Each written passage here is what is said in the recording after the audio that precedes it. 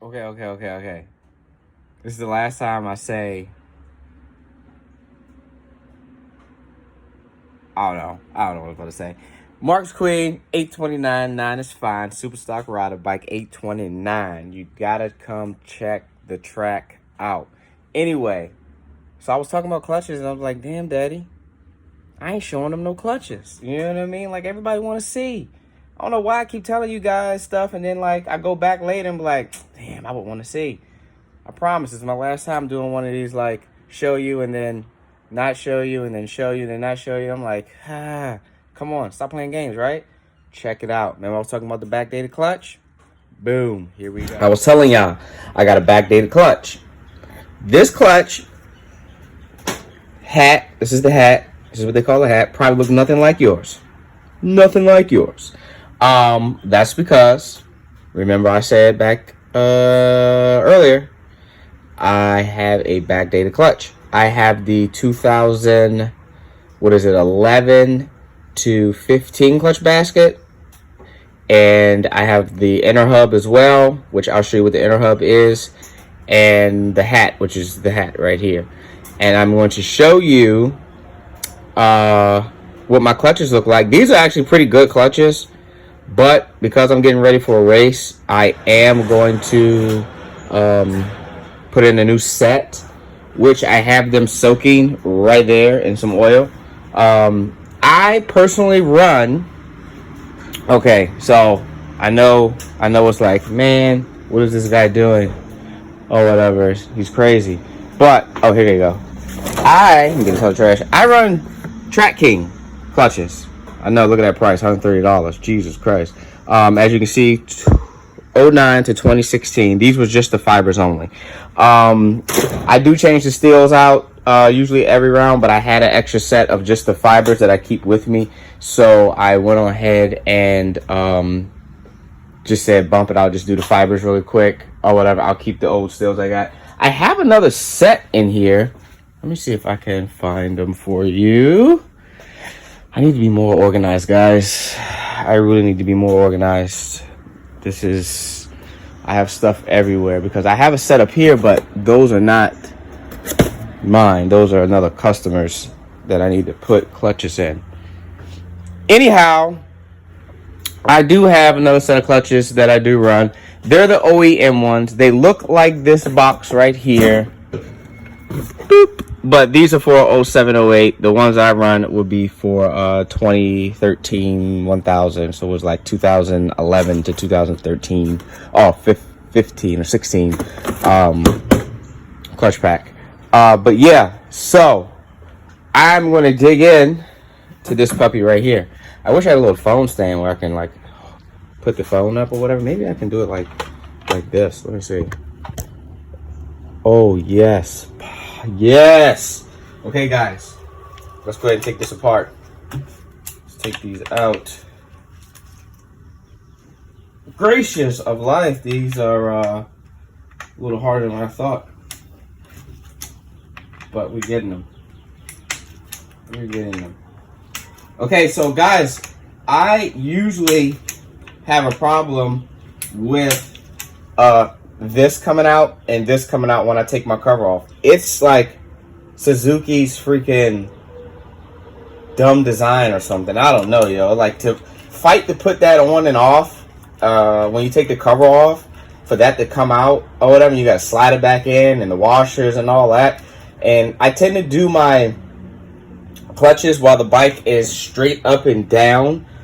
Just because I'm scared of those washers like falling back in my motor, and then I'm going to be mad that I got a washer in my oil pan or a washer at the bottom of my motor somewhere, and I got to pray that if I drop the oil pan, it'll come out or whatever. So I typically just do it to be safe, not on the kickstand. I do it straight up and down on my bike lift, or I put the bike on the rear stand.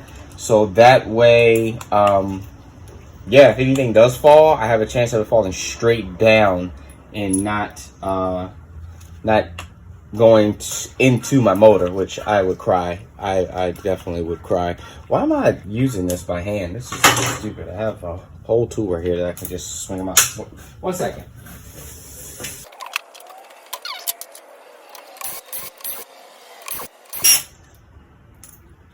Okay, check me out.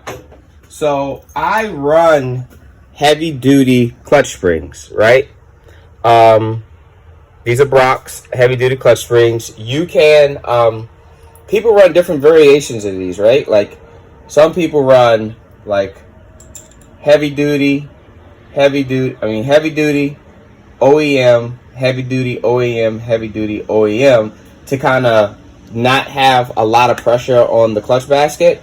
Like I was saying before, the clutch setup is really like a lot to do with how you run it. So some people put all heavy duties. Some people put two heavy duties over here, two heavy duties over here. No, you can't do that because then it's like more pressure up top there. But they spread them out. You know what I mean? And they do that to either have more or less clutch pressure or whatever. Then on top of that, after you play around with the springs, you also have this to play with. Let me show you.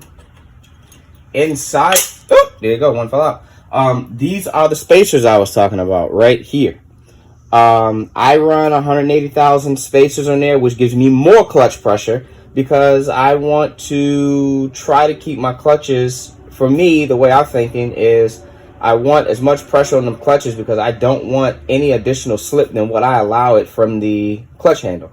So these are essential for me because I like a lot of clutch pressure.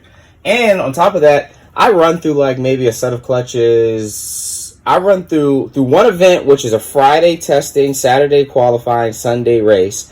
I run through at least one whole set of clutches and a half of a next set. Oh, what I mean half is I'll go to the track with a fresh set of clutches in there. Friday, Saturday, I'll probably burn through those clutches, and then I'll be putting in a new set on that Saturday night. And Sunday, I'll race on those clutches, and then those clutches will carry me into the next event, and then start all over again. Saturday, I'll be taking those out after testing Friday and qualifying Saturday. Testing Friday, qualifying Saturday, then I'll be putting in a new set. So, you know, it really all depends on how hard you're leaving, how much you're slipping, and how much you're going to have to change clutches. I personally have had these in the entire last weekend.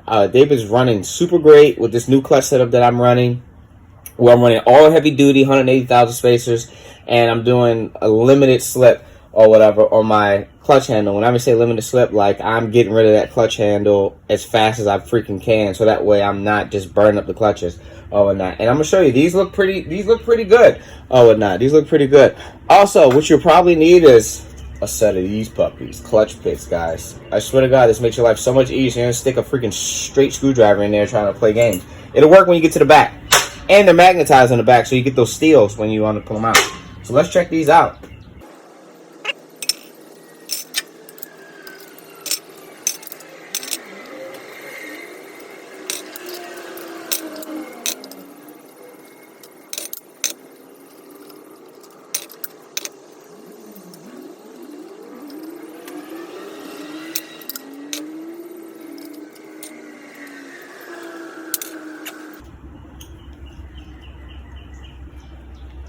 Trying to get this little washer out here. Don't let that little washer not be like this, because yeah, you'll hate life. So these clutches, guys, all in all, are really good. Like, I'm going to keep these with me as a solid good spare, because as you can tell, I mean, my steels look a little burnt, but that's okay. But look at the fibers. They are in really good shape. Usually the fibers are like all smeared and like really dark, and you can't tell the separation in the squares, but these are in really good condition.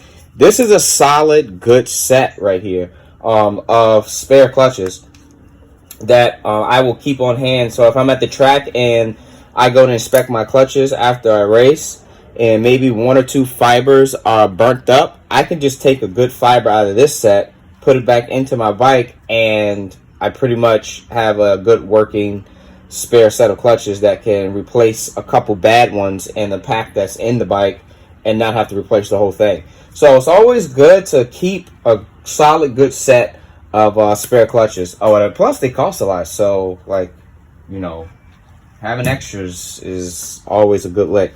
Oh, and not. All right, let's put the new ones in. Oh, and if you notice, I do not run those chatterings. It's like one that's like a flat, and there's one that's like beveled out or whatever. I don't run those chatterings. Why? Because it gives me a more aggressive clutch. Those chatterings is like a cushion. I think they call it cushion rings actually, or whatever. And they will allow the clutch to be a little softer with engaging. I want that. I want that hit. I want to feel it. Whatever. So those I do not run. You don't hurt anything. It's not going to tear your bike up or mess you up or do anything to hurt your motor. I just don't run those because I like the clutch is more aggressive like that. And that's another thing.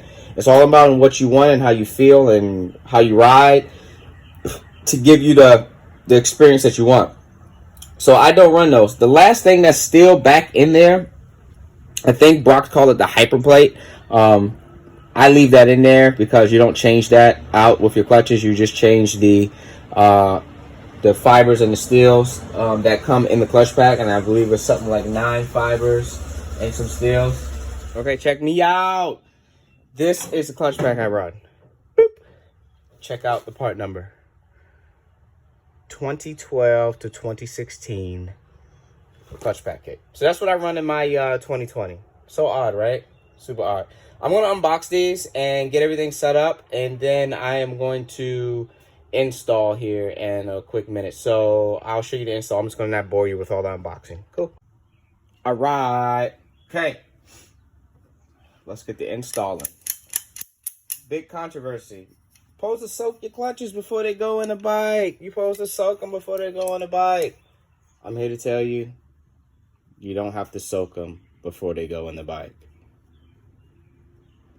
Only thing it does by soaking or pre-wetting the clutches before they go on the bike is they do swell a little bit, and your stack height will be a little bit further out or whatever. But long as you install them and then start the bike up, let it run for a couple minutes or so, believe me, them clutches will get oiled with no issue. I have soaked them before, and I have not soaked them and installed them. I have not seen a difference in the life of the clutches or the performance. So it's most definitely a personal preference. And if you don't believe me, you can actually go on Brox.com and look at the forum, and there's a lot of chatter about that, and Brox himself pretty much says it's not a big deal. The only thing that I do is I do just dip them in oil to just coat them with oil before putting them in, but I don't soak them, like fully submerge them in oil and let them sit for like 2 hours or 3 hours or whatever, and then put them in the bike. I don't put them in dry, but I just have some oil that I dip them in just to coat them, just to get them pre-lubed in terms of having a coat of oil on both sides before putting them in.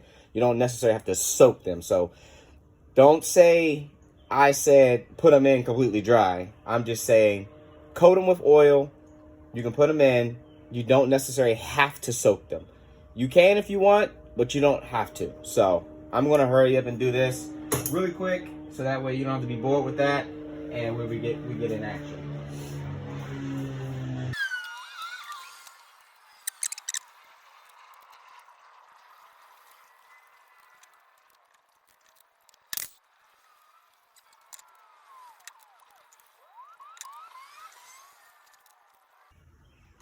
The last one goes in special.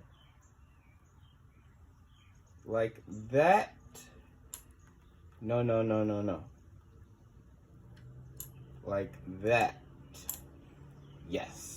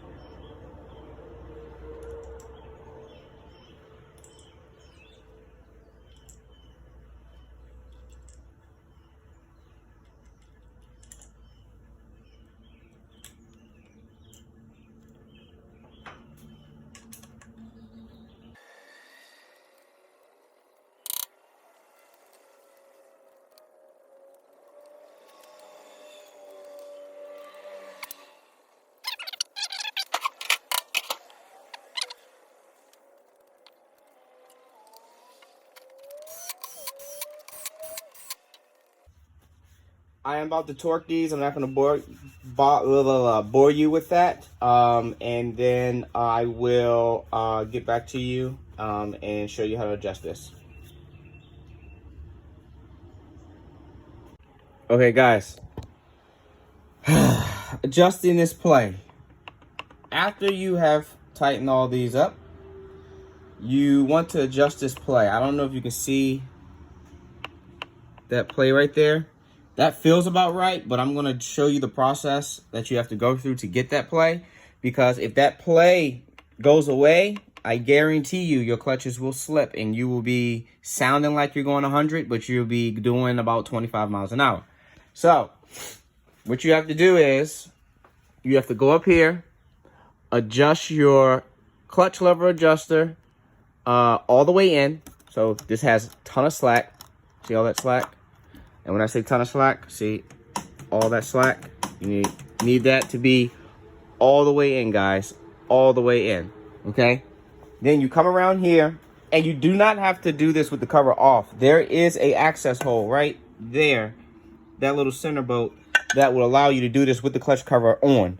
So that way you don't have to take this all the way off. But I just do it while it's off because it's just easier to get to all the bolts. You need a number 12 wrench. You need a number 10 socket. You need a Phillip head. So this is what you got to do. With that all the way adjusted in up top, you are going to take your number 12 here. Take your number 10, bust this nut loose. Righty-tighty, lefty-loosey. Okay, you see that's loose? Okay, you're gonna hold this outer number 12 to keep this in place.